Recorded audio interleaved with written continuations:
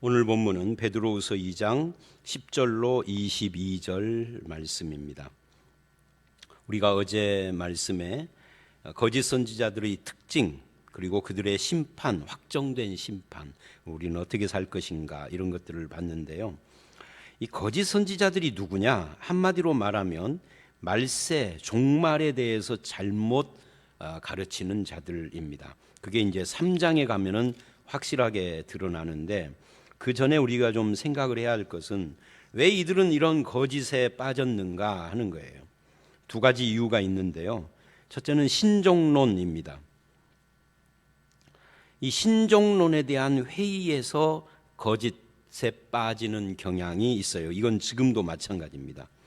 신종론이라는 게 뭐냐면, 더 쉽게 말을 하면, 하나님께서 하나님이 계신다면 왜 세상의 악을 제거하지 않느냐? 하나님이 계신다면 왜 우리가 사는 이 세상이 이렇게 힘들고 어렵냐? 요즘으로 말하면 하나님이 정말 계신다면 왜 코로나19가 왜 생기느냐? 왜 믿는 자들이 저 모양이고 그러느냐? 왜 믿는 자가 안 믿는 사람보다 더 가난하게 살아야 하며 질병에 시달려야 하느냐? 등등 이런 것들을 말하는 겁니다. 그래서 이 세상은 하나님의 개입이 없이 운행된다라고 생각을 하며 하나님의 존재를 부정하고, 또는 하나님의 존재는 인정하나 하나님의 섭리를 부정하고, 그런 의미에서 재림이라는 것도 환상이다, 이렇게 생각을 하는 겁니다. 이게 신종론의 영향이에요. 그 다음에 두 번째는, 이건 좀 더 현실적인 건데요. 하나님의 심판이 임하지 않고 지연되고 있자 쾌락주의에 빠지는 거예요. 어제도 제가 쾌락주의 이야기를 했었는데, 그 무신론 단체에서 신은 없을 것이다, 그러므로 삶을 즐겨라 라고 영국 무신론 단체가 버스에 광고를 했다 하는 것처럼, 이들은 1세기에 영향을 엄청 끼친 사상이에요. 우리가 헬라 철학을 보면 1세기 무렵 예수님과 사도들 당시에 많은 철학들이 있었습니다. 오늘날의 모든 철학이 거기에 뿌리를 두고 있거든요. 예수님 오시기 500년 전 플라톤서부터 시작을 해가지고 이렇게 쭉 영향을 끼치는데, 그 중에 하나가 에피쿠로스 철학입니다. 에피쿠로스는 세상에 대한 신의 개입은 없다, 그러니 심판이라는 것도 없고 죽은 후에 상벌 같은 것도 없다, 이런 것들은 사회적인 어떤 통제를 목적으로 해서 권력자들이 만들어낸 것이다, 미신이다, 이렇게 주장을 했어요, 에피쿠로스는. 그래서 결과적으로 쾌락을 위하여서 인생은 살아야 된다 해서, 그 자신은 방종하지 않았는데, 에피쿠로스 자신은, 그의 가르침을 받은 사람들은 굉장히 부도덕하고 방종한 삶을 살 수밖에 없이 되어버린 겁니다. 근데 이런 영향으로 거짓 선지자들이, 기독교에도 그런 영향이 있어서 거짓 선지자들이 등장을 한 거죠. 10절 상반절은 어제 제가 설명을 했어요. 멸시하는 자들에게 형벌하신다라고 하는 어제 말씀과 연결된 거죠. 그러면서 이제 10절 하반절서부터 이들은 당돌하고 자긍하며 떨지 않고 영광 있는 자들을 비방하거니와, 그래서 이 거짓 선지자들의 특징에 대해서 이야기를 하는데요. 이들은 비방자들이다 하는 것을 12절까지 말을 해요. 이 비방한다라는 것은 교만과 관계가 있습니다.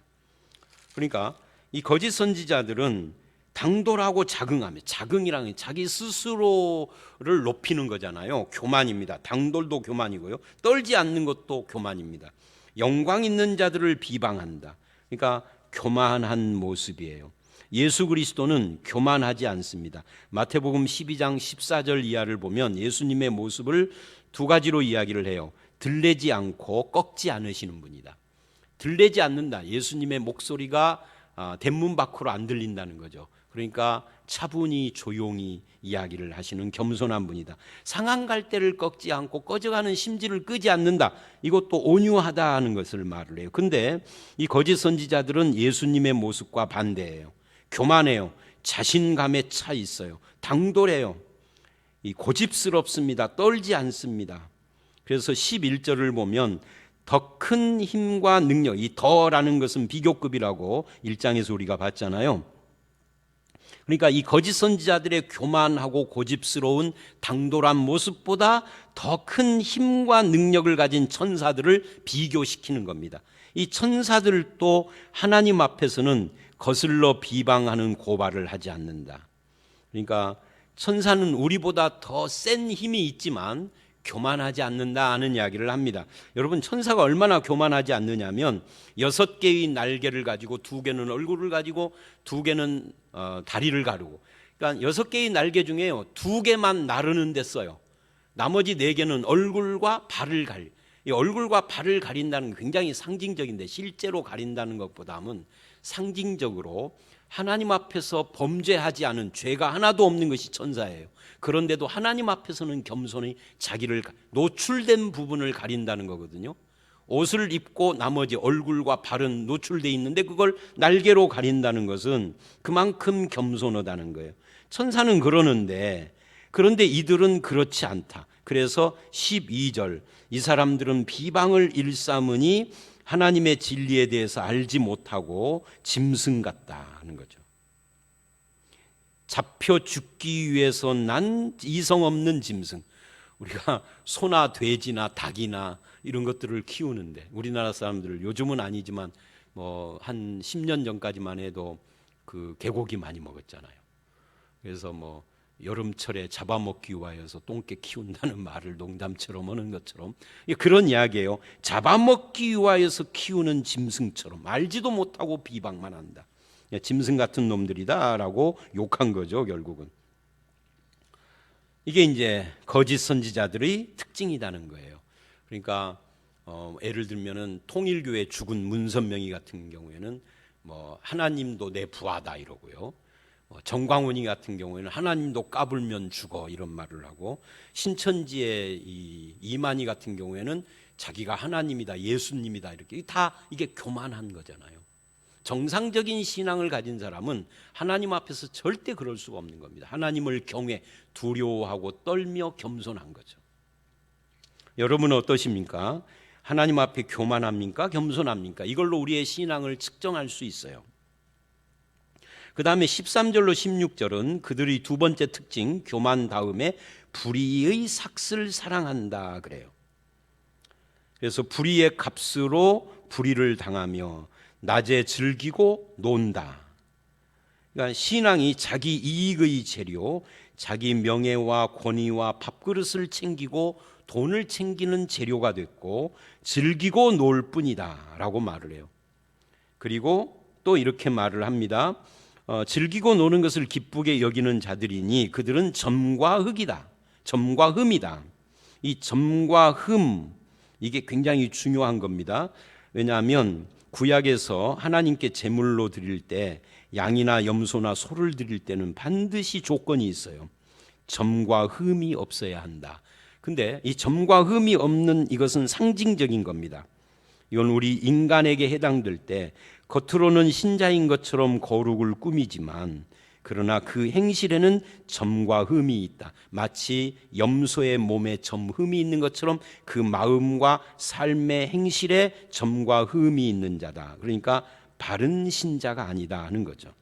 속임수로 즐기고 논다.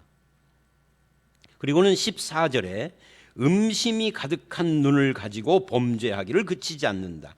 그러니까 음심이 가득하다 이 말은 성적으로 음란하다라는 말도 해당이 되지만 여기서는 그런 것보다는 굳세지 못한 영혼을 유혹하는 것을 음심이라고 한 겁니다.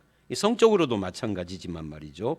그래서 탐욕에 연관된 마음을 가지고 자기 마음이 탐욕인데 겉으로는 하나님을 경건히 위하는 것처럼, 이게 이중적이니까 이것이 음란인 거죠, 영적으로.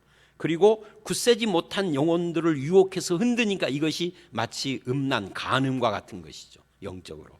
이제 그런 짓을 한다는 거죠. 그러면서 발람의 길을 따르는 거 이야기를 해요. 15절에 발람이라고 하는 이 선지자는 거짓 선지자인데, 우리가 민수기를 보면 하나님의 뜻이 명백한데도 불구하고 계속 기도를 해요. 왜? 불의의 삭슬 사랑하기 때문에, 발락 왕이 제시하는 돈 때문에 그러는 거죠. 그런 것처럼 거짓 선지자들도 불의의 삭슬을 사랑하기 때문에 거짓 진리를 외친단 말이에요. 그러니까 목회자들이나 설교하는 자들이 또는 가르치는 자들이 성도들의 요구에 타협해서 진리를 왜곡시키는 이유가 뭐냐면 목구멍이 포도청이라. 예를 들면 성도들이 목사를 반대하면 쫓겨나고, 쫓겨나면 먹고 살 일이 막막하고, 그러니까 적당히 타협을 해야 되고, 그런 거고 비슷한 거죠. 꼭 쫓겨나는 것이 아니더라도 여기서 살짝 이 말을 안 하고 돌려서 다른 말을 해서 기분 좋은 말을 하면은, 그러면 사람들이 좋아하고, 사람들이 좋아하면 인기 부흥사가 되고, 인기 부흥사가 되면은 애제가는 사람은 설교 한 번 해도 20만 원 받기가 쉽지 않은데, 이런 사람들은 1,000만 원도 받고 2,000만 원도 받고, 라디오 스타들. 그들의 그 스타 부흥사나 목사들을 그 설교를 잘 들으면 100% 다 그러는 건 아니지만 많은 사람들이 진리의 한쪽을 빼버리고 다른 쪽만 강조한다든지, 듣기 좋은 말로 유머만 계속한다든지, 그런 경향들을 보이는 이유가 불의의 삭시라는 것과 관계가 되는 거예요. 그러니까 진리를 왜곡시키는 것뿐만 아니라 하나를 빼버리고 한쪽만 강조하는 것도 거기에 해당되는 것인데, 이게 삭 때문에 그런다는 거예요. 이 참 목사인 제가 저를 돌아봐야 할 문제인 거죠. 그래서 하나님이 나귀를 시켜 그를 책망했다라고 16절에 말합니다.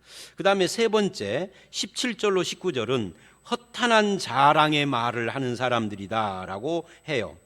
그래서 그들은 허탄한 자랑을 해서 뭐를 하느냐 하면은, 이 허탄한 자랑이라는 것이 뭐 하나님께 내가 응답받는다, 내가 기도하면은 다 이루어진다라든지, 나한테 기도받으면은 뭐 치유가 일어난다, 내가 축복하면은 뭐 장사가 잘 되고 사업이 잘 된다라든지, 뭐 이런 것을 막 은근히 또는 직접적으로 떠들고 다니고, 그러면 사람들은 거기에 속아가지고 돈봉투 들고 오고 그러는 거죠. 그러나 여러분, 기도의 응답이라는 것은 사실은 위험한 부분이 있습니다. 그것이 하나님의 진실한 뜻일 때도 있지만, 반대로 하나님의 뜻이 아닌데 응답하는 경우도 있어요. 하나님께서. 예를 들면 발람이 그렇습니다. 발람이 하나님의 명백한 뜻이 있는데도 자꾸 기도를 하니까 하나님이 나중에는 발람이 원하는 대로 그럼 가라라고 응답해 주셨어요. 그죠? 여러분 다 잘 아시는 것처럼. 근데 응답해 주었는데 길에 여호와의 사자가 칼을 들고 죽이려고 서 있어. 뭔 말이죠? 하나님이 응답했는데. 그래서 우리는 하나님이 응답했다라는 것이 진리는 아닌 걸 알아야 합니다. 내가 하도 욕심을 부리니까 응답하신 것일 수 있어요. 그렇다면 그거는 축복이 아니에요. 돌아서서 회개해야 돼요. 취소해야 돼요. 사실은 응답을 진리라고 여기는 것은 웃기는 거예요. 이건 어린애 같은 이야기예요. 유치원생에게는 응답이 진리겠죠. 그러나 20대만 돼도 응답이 진리가 아니구나 알아야 합니다. 나이를 먹으면. 신앙의 나이를 말하는 겁니다. 육신의 나이가 아니라요. 그래서 이런 발람의 응답을 받고, 그 응답이 사실은 하나님의 심판이 포함된 건데, 그 길을 가는 이 발람의 행동을 성경은 뭐라고 그래요? 이거를 미친 행동이라고 그러고 불의의 삭 때문이라고 그러잖아요. 그래서 다시 17절 이하를 보면, 이 사람들은 자유를 준다고, 자기도 불의의 종이 되어 있으면서 자유를 준다고 거짓말을 하는데, 그것을 17절에 물 없는 샘, 광풍에 밀려가는 안개, 캄캄한 어두움이 예비되어 있는 것이라고 말을 합니다. 물 없는 샘이 뭐예요? 물 먹으려고 샘을 갔는데 물이 없어. 열매가 없다는 거죠. 광풍에 밀려가는 안개, 안개가 자욱 끼었는데 30분 있다 나가보니까 하나도 없어. 그러니까 열매가 없는 것을 이렇게 표현을 한 겁니다. 그래서 그들은 허탄한 자랑을 토하며 그릇되게 행하는 사람, 그래서 거기서 그릇된 사람들에게서 겨우 피하는 자들을 음란으로서 육체의 정욕 중에 유혹을 해서 자유를 준다고 했는데 멸망으로 끌어가는 자들이다. 그래서 이단과 거짓 가르침을 일삼는 비진리를 가르치는 종들을 따라가는 자들은 그 끝이 결국은 자유가 아니라 멸망이다라고 하는 것을 알아야 됩니다. 누구든지 진자는 이긴 자의 종이 됨이라. 이 말도 재미있는 말이죠. 여기서 진자는 종이다 하는 말은 결국은 그런 이단을 가르치거나 진리가 아닌 것을 가르치거나 또는 진리를 왜곡시키는 설교를 계속 듣고 있으면 그들의 종이 될 수밖에 없음을 말하고 있는 겁니다. 그리고 이제 20절로 22절에 경고를 해요. 19절에 진자는 종이 된다 하는 것을 가지고 경고를 하고 있는 거죠. 만일 그들이 우리 주 예수 그리스도를 알므로 세상의 더러움을 피한 후에 다시 그 중에 얽히고 지면, 얽매고 지면 나중 형편이 처음보다 더. 여러분, 이 20절 말씀 어디서 본 것 같지 않습니까? 마태복음 12장 43절로 45절을 보면 어떤 집에서 귀신을 쫓아내고 소제를 해놨는데 이 집이 주인이 없어. 그러면 나간 귀신이 또 돌아다니다가 와서 보고 7마리 귀신을 더 데리고 와서 더 악해진다. 예수님이 하신 말씀이에요. 그러니까 사람은 주인을 분명하게 세우지 않으면 더 악해지고 나중 형편이 더 심해진다. 여기서 이 베드로 후서에서는 그 주인이 예수 그리스도를 아는 거예요. 이 알미라는 거, 바르게 이해된 예수에 대한 바른 지식입니다. 진리의 바른 분별을 가진 지식을 가지고 있어야만 이런 일이 안 일어난다는 거죠. 그래서 21절, 의의 도를 안 후에 받은 거룩한 명령을 저버리는 것보다 알지 못하는 것이 도리어 그들에게 나으니라.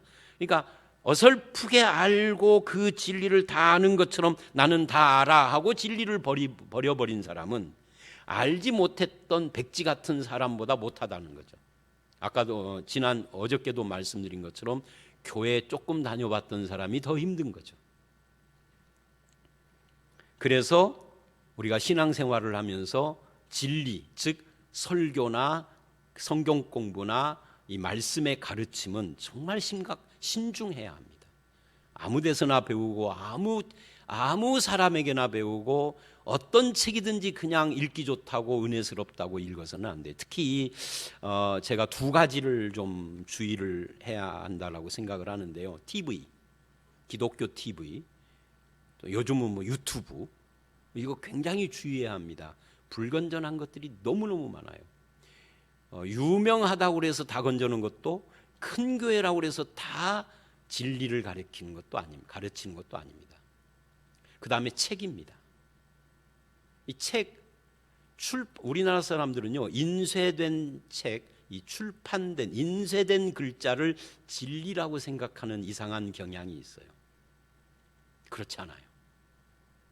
출판된, 인쇄된 글들도 불건전한 것이 훨씬 더 많습니다.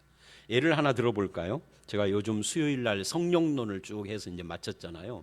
그러니까 성령론을 준비하면서 여러 가지 자료들이 많았는데 설교 시간의 한정 때문에 다 빼버렸어요. 그 중에 하나가 이런 거예요.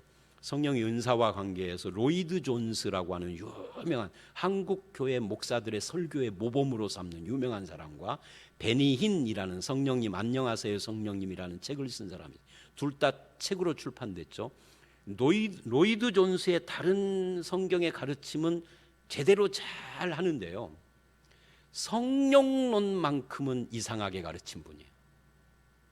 내가 아는 친구 목사나 주변의 선배 목사들 중에서도 괜찮은 분들인데 로이드 존스의 책을 읽다가 성령론이 잘못돼가지고 이상한 길로 간 사람들이 많아요. 유명한 사람이 써놨으니까 그냥 진리로 받아들인 거예요.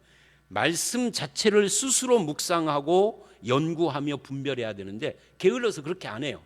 남들이 써놓은 거 읽고 그냥 막 그대로 자기 것으로 하다 보니까 그런 겁니다. 말씀 위에 먼저 서는 것이 중요합니다.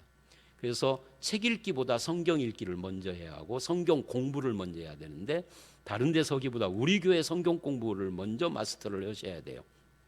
3년 과정 한 번만 하시지 말고 2번 정도를 하시는 것이 좋습니다. 베니힌의 안녕하세요 성령님, 제목이 참 신선하고 재미있죠. 오래전에 나온 거지만 안녕하세요 성령님 얼마나 참 접근이 좋아요. 그거 다 쓰레기입니다. 그 책 읽으신 분이 있으면 그 여러분의 생각 속에서 이거 빼내는 작업 하셔야 됩니다. 물 빼는 작업. 아예 그런 책은 안 읽는 게 좋아요. 읽으려면 본교회 교역자들에게 여쭤보고, 본교회 교역자가 또 분별이 없을 수도 있어요. 그러면 요즘 인터넷이 발달했으니까 그분들의 책에 대한 평가를 좀 읽어보고, 평가도 긍정이 있고 부정이 있을 거 아니에요. 양쪽을 다 읽어보는 겁니다. 그리고 난 다음에 책도 선정해야 되는데, 아는 선배가 소개해줬다, 아는 목사님이 소개해줬다, 뭐 이런 식으로 책을 읽는 것 진짜 위험합니다. 그렇게 한번 못 박힌 그런 신앙관은요, 그 물이 잘 안 빠져요. 아무리 목사가 가르쳐도 안 빠집니다. 그걸 잣대로 해서 분별을 하니까. 그래서 이 부분 좀 주의 좀 하셨으면 좋겠어요. 참 안타까운 마음에서 하는 말씀이에요. 그래서 이런 이야기를 쭉 하면서 22절에 속담에 이르기를 개가 그 토하였던 것에 돌아가고 돼지가 씻었다가 더러운 구덩이에 도로 누웠다는 말들이 그들에게 응하였다. 이게 거짓 선지자들의 모습입니다. 자, 오늘 말씀 좀 길었는데요. 이 거짓 선지자들의 교만, 그리고 불의의 삭슬 사랑하는 모습, 그리고 진리를 떠나 허탄한 자랑의 말을 토하는 거, 결국은 그들을 따라가다 보면은 그 사람들의 종이 되어지는, 이 말만 한 가지 더 첨가하고 마칠게요. 하나님의 종이 되는 건 아름다운 겁니다. 근데 거짓 선지자나 이단이나 불경건한 자들의 종이 되는 건 말할 것도 없고요. 진실한 하나님의 종이라 할지라도 그의 종이 되는 건 아름다운 것이 아닙니다. 예를 들면 서부중앙교회 교인 중에 노재성 목사를 너무 좋아해서 내 종이 되면은 그 하나님이 좋아하시는 것이 아니에요. 저는 이상한 하나님의 종인 거죠. 그냥 통로인 거죠. 목사는 통로가 되는 것이지, 목사가 좋아서 목사의 종이 되는 건 이상한 짓 한 거예요. 이런 부분도 우리가 주의해야 합니다. 진자는 이긴 자의 종이라. 종이 되시면 안 됩니다. 우리는 하나님 이외에 그 누구에게도 종이 아니에요. 자유하는 자들입니다. 다만 자유한다고 해서 방탕하고 교만하지는 않죠. 겸손해야 하는 거죠. 직분자를 인정하고 존경하되 종이 되면 안 되는 것이다, 그 말이죠. 자, 말씀을 마칩니다. 불의하고 불경건한 거짓된 것들을 잘 구별하며 살아가는 저와 여러분들이 되시기를 주의 이름으로 축원합니다. 함께 기도합니다. 하나님, 회방하며 비난하는 교만한 자의 길을 따라가지 않게 하시고, 또한 아버지 하나님, 불의의 삭슬 사랑하여 쾌락주의에 빠지거나 음심이 가득한 눈으로 진리를 떠나 미혹된 굳세지 못한 그런 마음으로 흔들리지도 않게 하여 주시옵소서. 또한 허탄한 자랑을 하며 허탄한 말을 일삼는 어리석은 교사가 되지 않게 하시고 그런 목사도 되지 않게 하시며 우리에게 자유를 주신 주님의 뜻을 따라서 하나님 이외에 그 누구에게도 종이 되지 않고 자유하되 겸손히 상대방을 존경하고 높여드릴 수 있는 겸손한 주님의 백성으로 살아가게 하여 주시옵소서. 예수님 이름으로 기도드려 싸움나이다. 아멘.